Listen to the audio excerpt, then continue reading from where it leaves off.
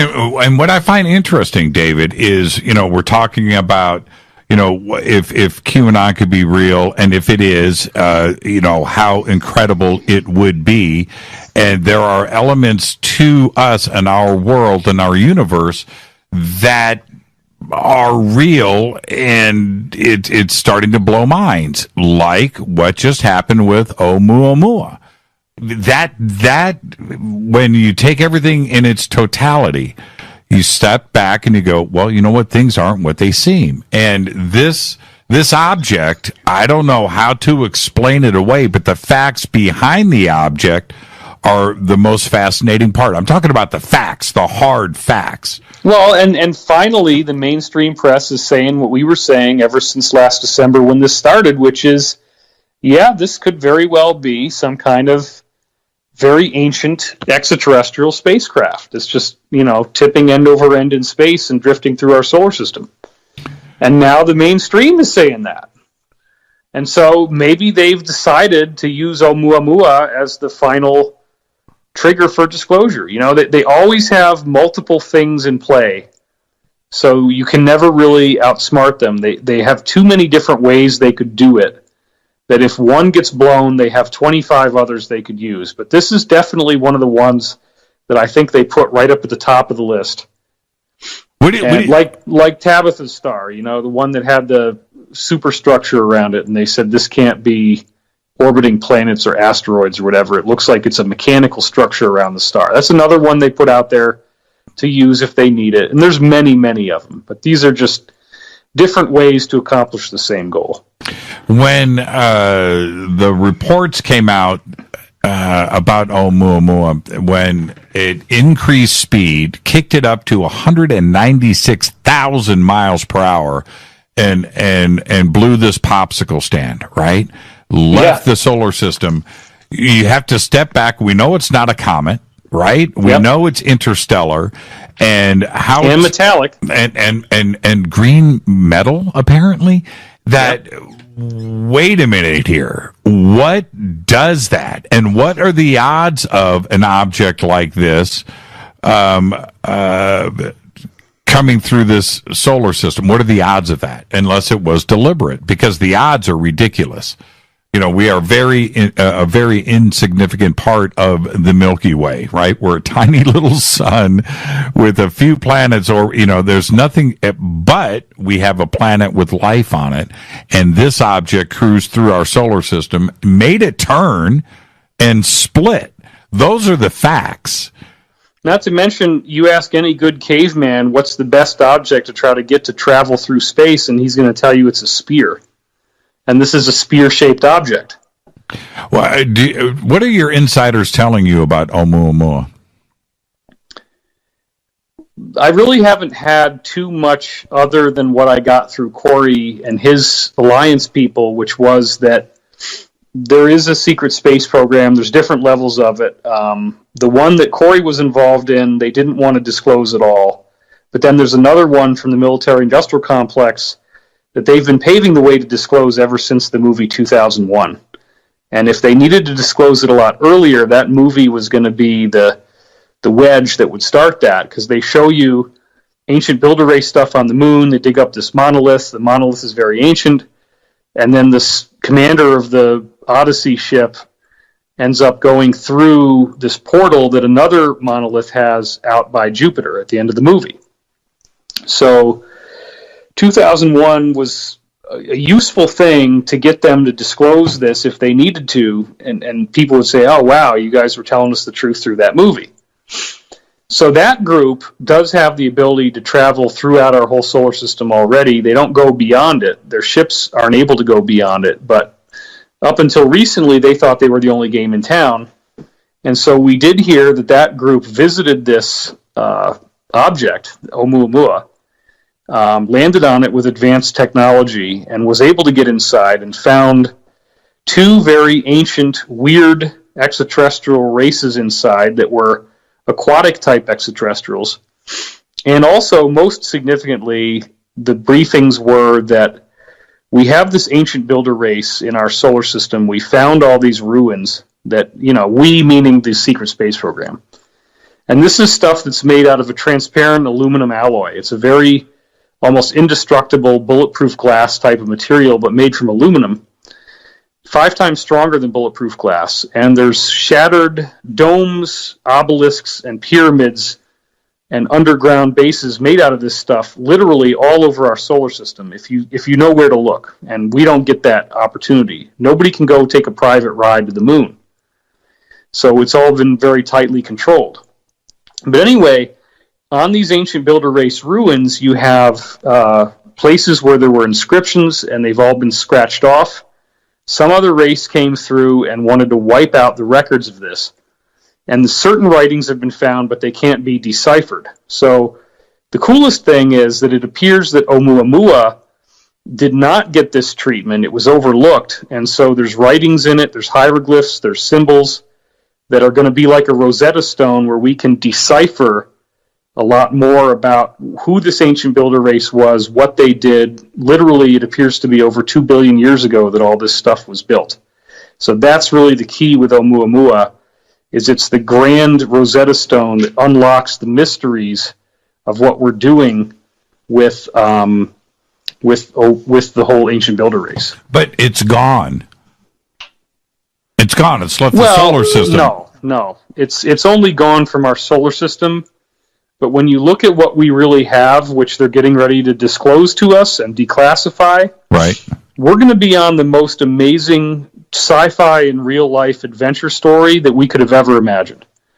Life is going to get so much more interesting on Earth once we get disclosure, because disclosure is so much more complex than what most people were expecting. It has so much more dimensionality, so much more truth to it, and it's just this fantastic narrative. And look, I do feel very blessed that we have had the opportunity to hear from certain Alliance people who have given us the advance on what to talk about. You know, I've had Pete Peterson say to me several times, and he's talking, by the way, with very high-level people in the Alliance. These are even people at the level of generals. And they've said to him how jealous they are of guys like you, Jimmy, and guys like me, that we're actually able to be out here. We're not under NDA. We're not under security oath. We can talk about this stuff. And how jealous they are that they don't get to talk about it yet, because they know what's coming. They know what's en route for us. They're very excited about it. They got to deal with the cabal first. We're getting really close to that happening. And then as soon as we can bite through that part, the future is so positive. It's so expansive. It's just fantastic. And what about what do you make of the smoke plume on Mars? What's going on there? Well, it certainly is a compelling idea to grab at the idea that it might be some kind of base in the secret space program, that there's a war going on, that the base got blown up, and now it's outgassing from the explosion. That's possible. We do know these bases exist. A lot of different good insiders have given us credible information on that. But I actually, in fact, I'm intending to go ahead and weave this into my interplanetary climate change data set, because all the planets are doing really weird stuff. They're getting brighter, hotter, and more magnetic, and it's because we're moving into this denser energy cloud in our galaxy. And you know, we talked on a previous show of yours, Jimmy, about this idea of Proxima Centauri having a solar flash. And as I've now calculated, that solar flash, based on it taking 4.2 years for that light to reach Earth, and they said that it happened, they saw it in May 2017, well, that dials back to February 2012. So basically, the closest star next to us in the year 2012, the end of the Mayan calendar, had a solar flash, which is what all of these ancient prophecies say is going to happen here. But not that it's catastrophic, it's actually some kind of spiritual trigger that, if you're ready for it, catapults you into the next level of human evolution. If you're not ready for it, apparently there's like an interstellar Noah's Ark of good guy ETs who take the people who are not ready to go through this so-called ascension, and you get benevolently relocated to another planet. where you can still handle it, because if you stayed here, your body wouldn't be able to handle the energy. So we're all going through this transformation. There's all this wonderful stuff that's happening in our personal lives. We're being challenged like never before, but we also can have breakthroughs like never before. And disclosure is really going to captivate the world's imagination and be a very critical part of this ascension experience that we're all going through. And lastly, I want to close with this, because we've had so many big events this year. I mean, we just go down the list. But the other one, which was pretty dang major, was the evacuation of the National Solar Observatory by the FBI. So we still don't have a clear explanation on this. We have the alleged narrative, right, but we really don't know what caused the evacuation and the shutdown that went on for days. What do you know about that? Well, I do believe that there was somebody who downloaded the child sexual material at that base, and that the shutdown was intended to seize the material. But at the same time, maybe they knew about this for a long time. Maybe they chose when to strike against this guy for what would be the most useful in the news. And therefore, it did prevent the cabal from being able to hide this compelling idea that something big is heading our way. Did something come through the sun? Is there an extraterrestrial presence in our solar system? I mean, in some senses, it was useful for the cabal, because then when it seemed to be just a child thing, then people could say, oh, yeah, all these UFO guys, they were way off track. But you got to remember, both the Alliance people and the cabal people are very, very clever, very smart. And so it could have actually served both purposes. It could have actually been an arrest that they knew they needed to make. Maybe they'd had it on the books for a couple of years. But then it's the timing, and it's what it made the community think was going on, and how that got people's minds open and asking questions and doing more investigation, watching more videos, listening to more shows like Fade to Black.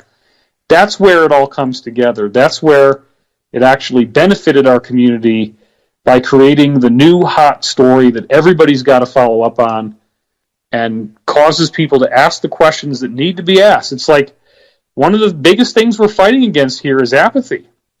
We need people to get excited. We need them to get involved. We need them to start doing their own research, not just being spoon-fed, not just hearing what they are told to hear, but finding out for themselves. It's so important. Individual discernment, self-determination, making up your own mind about what is the truth, going out, seeking it, digging up the facts, drawing your own conclusions, and presenting them fearlessly to the world.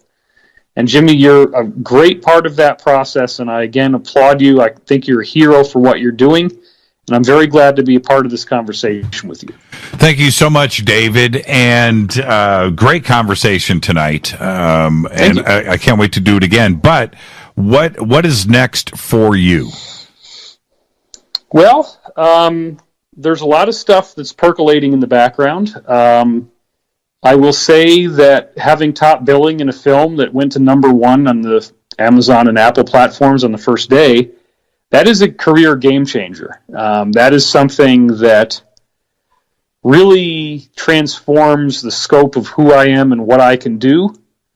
As I said before, traditional showbiz, the world of film is a totally different world than the world of TV, and there's a lot of people in TV who wish they could break into film and then they can't. And also there's people who were in film, and then when their career in film isn't working anymore, they might take jobs in TV instead. That's very common. So this is like a major leg up on the game, and I am committing a lot more of my time and resources now to seeing what's the next step. Where can I take this now that this has happened? Because this was wildly unexpected. I felt that the film would do well, but I certainly didn't know that it was going to do as well as it has. I didn't know that we would get up to number 18 on the iTunes top 20 list and actually beat the new Star Wars film barely over a month and a half after it came out, a film with a $275 million budget. And more people watched Above Majestic than watched Solo. And that's unbelievable. Just unbelievable. Well, congratulations. And I guess you're suggesting that there's another film in your future. And we all look forward to that.